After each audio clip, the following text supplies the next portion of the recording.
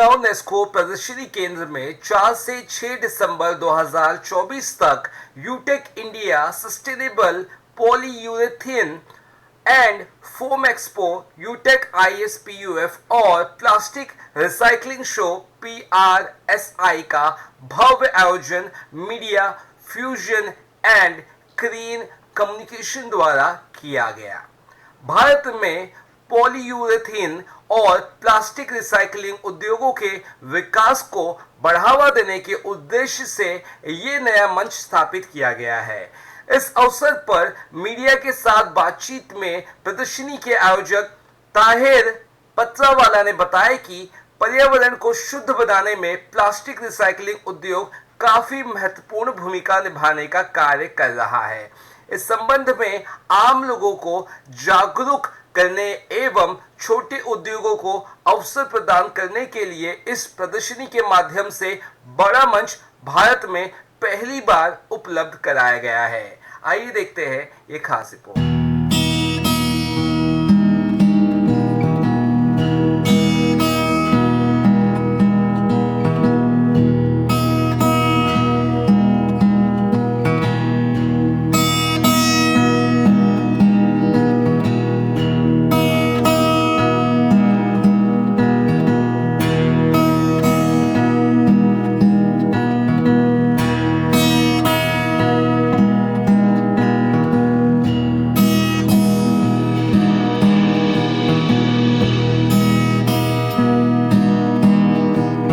मैं एक company media fusion का MD हूँ। PRS एग्जीबिशन इंडिया में पहली बार हो रहा है एंड प्लास्टिक रिसाइकलिंग बहुत बड़ा प्रॉब्लम है।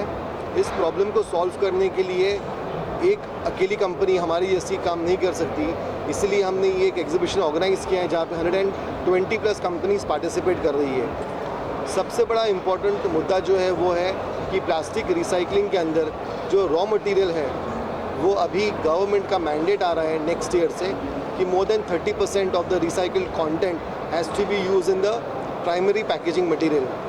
Hence, this show is very important for all the packaging companies to visit, all the recyclers to exhibit, and companies who want to enter into the industry to know from where they will get the raw material. So over here there is a mix of companies who are into packaging, municipal corporations are visiting over here. So they will come over here and see what kind of legislation and policies they would want to derive after seeing what is available over here. तो इसीलिए ये show का बहुत ज़्यादा importance है और हमें उम्मीद है कि ये शो अगले सालों में इससे भी काफ़ी बड़ा होगा और इसमें ज़्यादा विजिटर्स भी आएंगे और एग्जिबिटर्स भी आएंगे। प्लास्टिक रिसाइकलिंग से काफ़ी दुष्परिणाम पड़ रहा है जो पर्यावरण को, किस तरह से कितना बढ़ावा मिलेगा स्वच्छता को, पर्यावरण को शुद्ध करने? क्योंकि प्लास्टिक रिसाइकलिंग इतना इम्पॉर्टेंट अभी हो गया है और उसका मॉनेटरी गेन भी सबको मिल रहा है, तो collection of plastic waste is very important. अभी की तारीख में आपको इंडिया में जो सेग्रीगेशन ऑफ प्लास्टिक वेस्ट हो रहा है, very importantly the pet bottles, आपको किसी भी डस्टबिन के अंदर पेट बॉटल्स वेस्ट नहीं दिखेगी, बिकॉज पेट बॉटल का एक वैल्यू है और वो वैल्यू सब लोगों को पता चल गया है। तो right from the rag pickers जो पेट कलेक्ट कर रहे हैं और जो पेट बॉटल्स अपने कलेक्शन सेंटर्स में दे रहे हैं उनको वैल्यू मिल रहा है। तो इस तरीके से उसका सिग्निफिकेंस ये है कि वो क्लीनिंग एंड हाइजीन के लिए भी बहुत इम्पोर्टेंट है।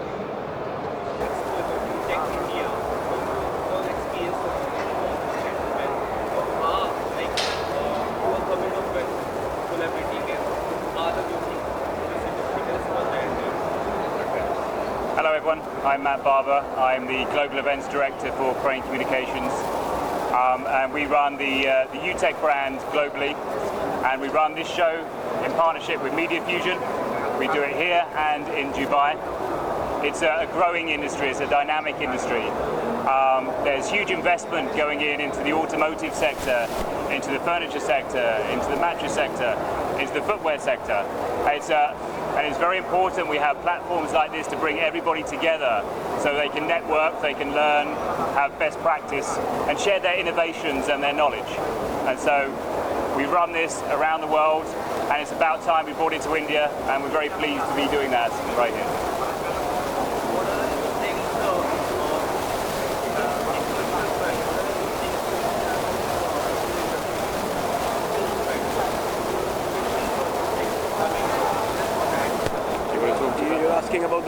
footwear industry.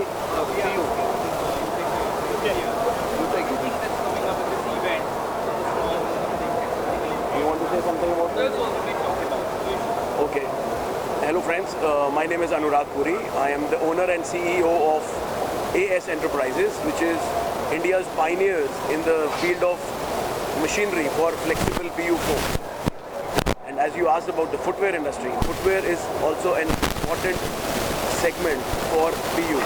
Because polyurethane goes into different segments, as Mr. Matt Barber just said, mattress industry, furniture and shoe components. So PU foam has a very wide application. It also goes in packaging, in your automotive sector, huge applications. And it is very important for a global show like UTech to come to India. I think it's a milestone. We should all take this very seriously, and it's a very big platform because my company, myself, we have been participating in all UTech shows across the world, and it is the biggest show for PU. So I invite everybody who is connected in any way with the PU industry to come and visit this show and be a part of this beautiful industry. India के बारे में बताइए क्या? Footwear industry का जो है prime minister ने जो है हम लोगों को टारगेट दिया है $50 बिलियन का अचीव करना है लेदर सेक्टर को बाय 2030। अगर हम उसको डिवाइड करते हैं, फुटवेयर में आते हैं तो $26 बिलियन का टारगेट है फुटवेयर का। अगर हम फर्दर उसको डिवाइड करते हैं पॉलीयूरेथेन सोल और फॉर्म के पॉइंट ऑफ व्यू से, तो it is a $2 billion market India का है ओनली फॉर फुटवेयर सेक्टर। सो ये it's a huge demand, and you know that this PU जो इसका यूटिलाइजेशन फुटवेयर में है वो मैक्सिमम जो है वो दिल्ली में है। दिल्ली में एक बहुत बड़ा नॉन लेदर का एक सेक्टर बना है 80 किलोमीटर्स की रेंज में। सो इसलिए मैंने रिक्वेस्ट किया है UTech से कि आप हमारी हेल्प करिए कि हम इस टारगेट को अचीव कर पाएँ इंडियंस जो हैं, नंबर 1। नंबर 2, हम चाहते हैं कि एक साल एग्जीबिशन मुंबई में हो, नेक्स्ट ईयर ये दिल्ली में ITUP में हम लोगों के साथ मिलकर ऑर्गेनाइज करें। इसी में ग्रो करने के लिए क्या कुछ नयापन आप लोग लाने के लिए सोच रहे हैं? अभी इसमें जो है एक तो जैसा आपको मालूम है कि चाइना जो है आजकल काफ़ी पीछे हो गया है फुटवेयर सेक्टर में, तो हमारे लिए गोल्डन अपॉर्चुनिटी है इंडियंस के लिए कि हम इसमें हम अचीव कर सकते हैं। अभी अगर हम इसको देखा जाए तो अभी आज की डेट में हम लोग $20 बिलियन का मार्केट हमारे पास ऑलरेडी है, और उसमें मैक्सिमम हमारा डोमेस्टिक है। लेकिन अगर हम देखें 2030 की अगर हम बात करते हैं तो आप देखिए पॉपुलेशन हमारे यहाँ इंक्रीज़ होगा। और अभी जो आज की डेट में 1.9 का रेशो है, एक इंडियन आदमी जो है एक साल में 1.9 का एवरेज से जूता पहनता है, से 2 जूता पहनता है साल का। ये it is going to be 3। जब ये 3 हो जाएगा नेक्स्ट 2 ईयर्स में, तो जो हम लोगों का सोचा हुआ है, तो ये $50 बिलियन से भी हम लोग काफ़ी आगे जाएंगे। तो देखिए फर्नीचर हमारा जो है मतलब एसोसिएशन बेसिकली सब फर्नीचर मैन्युफैक्चरर्स ज़्यादा है उसमें, और एक बहुत ही इम्पॉर्टेंट पार्ट फर्नीचर का आज की तारीख में होता है जो बेड, सोफ़ाज़, चेयर्स। तो PU फोम एक जो है बहुत बड़ा इम्पोर्टेंट कंपोनेंट हो जाता है इसका। और हम समझते हैं कि हमारी इंडस्ट्री जिस तरह से ग्रो कर रही है आज की तारीख में, एक बहुत बड़ी रिक्वायरमेंट आने वाली है इसके लिए करके। सो ये जो रॉ मटेरियल जो भी सप्लायर्स है फॉर PU फोम, इनके साथ कोलैबोरेशन होना बहुत ज़रूरी है। लेटेस्ट टेक्नोलॉजी जो भी इसमें आई हुई है, we would like to explore that. हम लोग इसको लेके आगे बढ़ना चाहेंगे और कोलैबोरेट करना चाहेंगे। नया कुछ इसमें सर क्या हो रहा है फर्नीचर में? नया कुछ क्या इक्विपमेंट आ रहे हैं, नए प्रोडक्ट्स क्या है, उसके बारे में थोड़ा? नए प्रोडक्ट्स में देखिए अभी अगर ये देखें तो सिटिंग में अगर मैं बात करूँ तो रिक्लाइनर्स जो होते हैं, ओके, आज एक होम थिएटर्स, घर के जो आजकल फर्नीचर बनते हैं, इंटीरियर्स होता है, तो एक घर ही ले लो, एक रेसिडेंसी ले लो, तो रेसिडेंस में कितनी सारी चीज़ें जो फोम यूज़ होता है, जहाँ के रिक्लाइनर्स हो गए, सोफ़ाज़ हो गए, बेड हो गया। तो एक बहुत बड़ा एक रिक्वायरमेंट होम इंडस्ट्री से आ रहा है। सिमिलरली एक बहुत बड़ी इंडस्ट्री है जो थिएटर्स की इंडस्ट्री है, जो हमारे बहुत सारे मेंबर्स जो सिटिंग अपना ये करते हैं फॉर थिएटर्स वगैरह, तो वो भी एक बड़ी रिक्वायरमेंट है। तो मेरा नाम गौरव सचदेवा है, मैं डायरेक्टर हूँ केमी प्रोडक्ट्स प्राइवेट लिमिटेड में। हम लोग इंडिया की पहली कलर बनाने वाली कंपनी है जो पूरी की पूरी पॉलीयूरेथेन इंडस्ट्री को कलर सप्लाई करते हैं। कलर के अलावा हम बहुत सारे केमिकल्स भी सप्लाई करते हैं। हम भी इस एसोसिएशन के साथ, यूटेक के साथ बहुत लंबे टाइम से जुड़े हुए हैं और हमें इनसे काफ़ी एक्सपोजर भी मिला है। तो ये एक बहुत अच्छी ऑर्गेनाइजेशन है और ये यहाँ पर आ रहे हैं तो हमें इनके साथ काफ़ी ग्रो करने का मौका मिला है और हम इसी तरीके से चाहते हैं कि इंडिया में भी ये ग्रो करें। पीयू इंडस्ट्री जो है इंडिया में काफ़ी स्पीड से ग्रो कर रही है। CAGR करीब 8 to 9% के बीच में है। हर साल इतना पीयू इंडस्ट्री जो है वो ग्रो कर रही है। आप किसी भी इंडस्ट्री में देखिए, चाहे वो फोम इंडस्ट्री हो, चाहे वो फुटवेयर इंडस्ट्री हो, चाहे वो ऑटोमोटिव इंडस्ट्री हो, हर इंडस्ट्री में ग्रोथ लगातार है और वो हम लोगों को फील भी होता है। हम इंडिया से बाहर जाते हैं तो हमें बहुत सारी ऐसी एप्लीकेशंस मिलती हैं जो अभी इंडिया में आनी बाकी है, क्योंकि इंडिया बेसिक से शुरू हो रहा है, इंडिया अब डेवलप हो रहा है। तो वो एप्लीकेशंस भी हमें बाहर से दिखती हैं तो हमें इंडिया में आने को मिलता है और इस तरीके के शो से हमें एक्सपोजर भी मिलता है और वो लोग भी इंडिया आते हैं यहाँ पे लगाने में। तो ये एक बहुत ही अच्छा एक्सपोजर है हमारी इंडस्ट्री के लिए। इस तरह से यहाँ पे आयोजन में आप लोग पार्टिसिपेट कर रहे हैं, थोड़ा सा उसके बारे में बताइए दर्शकों को। मैं बिल्डर एसोसिएशन ऑफ इंडिया की तरफ से हूँ, चेयरमैन मुंबई सेंटर के, और हम लोगों का वाइड स्प्रेड नेटवर्क है all over India. Construction industry में सस्टेनेबिलिटी और एनवायरनमेंट बहुत ही इम्पोर्टेंट मायने रखते हैं आजकल, और पीयू का यूज़ कंस्ट्रक्शन इंडस्ट्री में थोड़ा लिमिटेड है, लेकिन इसका स्कोप बढ़ सकता है। इसमें कुछ और चीज़ों की ज़रूरत है, जैसे वाटर प्रूफिंग में इसको किस तरह यूज़ किया जाए।